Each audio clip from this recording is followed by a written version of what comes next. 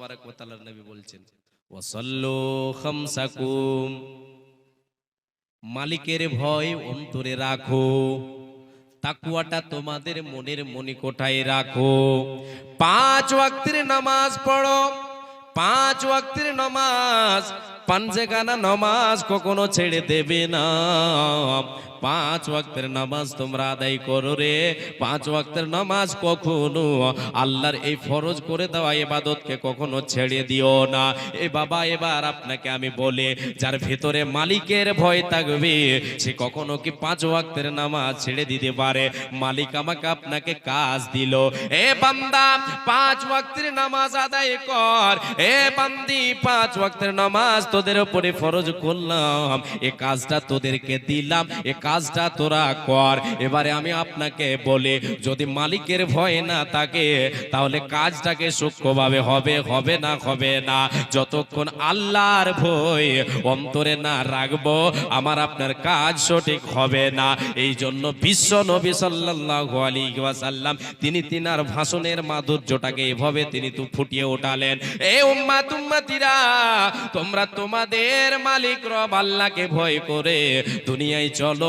এবারে নবী বলছেন সল্লু খামসাকুম, 5 ওয়াক্তের নামাজ আদায় করো। যার ভেতরে আল্লাহর ভয় থাকবে, যার ভেতরে আল্লাহর ভয় থাকবে, যার ভিতরে মালিকের ভয় থাকবে রে, সে কখনো 5 ওয়াক্তের নামাজ ছেড়ে ঘুমাতে পারে না। মসজিদে আজান হয়ে যায়, মসজিদে মুয়াজ্জিন আজান দিয়ে আল্লাহর ডাক চলে আসে। ডাকটা কিভাবে আসে? হাইয়া আলাস সালাহ, হাইয়া আলাল ফালাহ। এই ডাকটা যখন কানে ঢুকে যাবে, যখন কানে আসে, একজন আল্লাহকে ভয় কারণেওয়ালা বান্দা বান্দি কখনো ঘুমের ঘরে থাকতে পারে না। যখনই মালিকের আওয়াজ তার কানে আসবে, আল্লাহ ডাক দিচ্ছেন, আল্লাহর ডাক ভেসে আসছে, এসো রে বান্দা, নামাজের জন্য এসো, সালাতের জন্য এসো, কল্যাণের জন্য এসো, মুক্তি পেয়ে যাবে, তুমি সফলতা লাভ করতে পারবে। এসো রে বান্দা এসো, আমার কাজ তোমরা বজায় রাখো। আচ্ছা কেউ বলেন তো, যদি আল্লাহর ভয় থাকে সে ব্যক্তি কখনো ঘুমাতে পারে? সে চায়ের দোকানে আড্ডাবাজি করতে পারে? নামাজ ছেড়ে দিয়ে থাকতে পারে? পারে না। বিশ্বনবী সাল্লাল্লাহু আলাইহি সাল্লাম তিনি তিনার ভাষণে প্রথম কথাটা দিলেন, তোমার মালিকের ভয় অন্তরে রাখো। যার অন্তরে আল্লাহর ভয় থাকবে, আল্লাহর ভয় থাকবে যে নরনারীর অন্তরে, সে কখনো নামাজ ছেড়ে ঘুমাতে পারে না। নামাজ ছেড়ে সে দুনিয়াবি কাজে ব্যস্ত হতে পারে না। তাহলে এবার বলবেন আমি পড়ি না, তাহলে কি হবে? কি হবে? কিছু হবে না। দুনিয়াতে আল্লাহ আপনাকে ছাড় দিয়েছেন, আমাকে ছাড় দিয়েছেন। যেদিন ডাক ধরবেন, যেদিন টানটা দেবেন আল্লাহ, সেই দিন বুঝে নেব কত ধানে কত চাল, কি করেছে কি করে নাই। যেই দিন আমাকে আপনাকে সারা শরীরটা সাদা কাফন দিয়ে মুড়িয়ে দেবে, ওপরটা বেঁধে দেবে, পায়ের তলাটাও বেঁধে দেবে, মুড়িয়ে দেবে, সেই দিন কাফনের ভেতরে যাওয়ার পরে আমি আপনি বুঝতে পারবো কেন আল্লাহর কাজে, আল্লাহ যে কাজটা দিয়েছিলেন কাজ কেন বজায় রাখেনি, কেন মালিকের ভয় অন্তরে রাখেনি।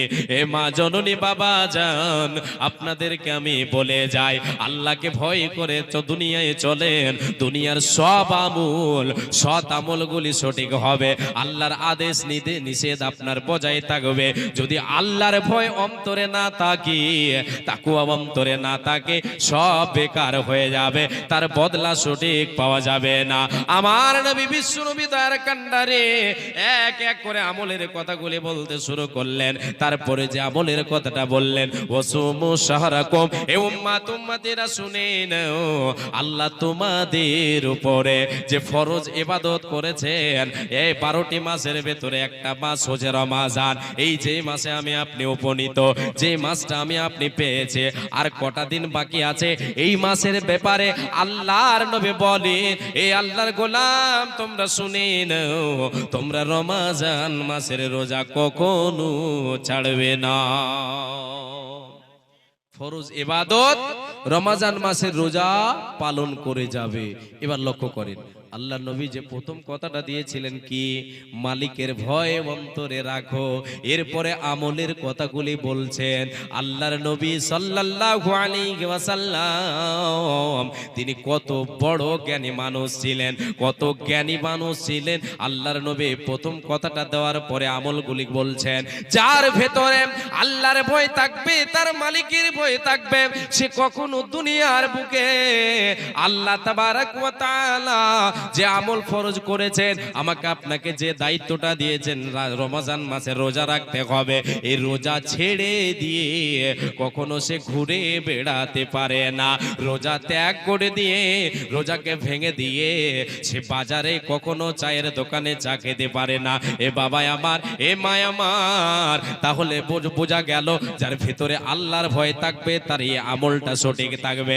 যার ভেতরে আল্লাহর ভয় থাকবে না, এ আমলও সঠিক হবে না। আর এই আমল সঠিক না হলে, আমল যদি সঠিক না হয়, তার পরিণাম হচ্ছে জাহান্নাম।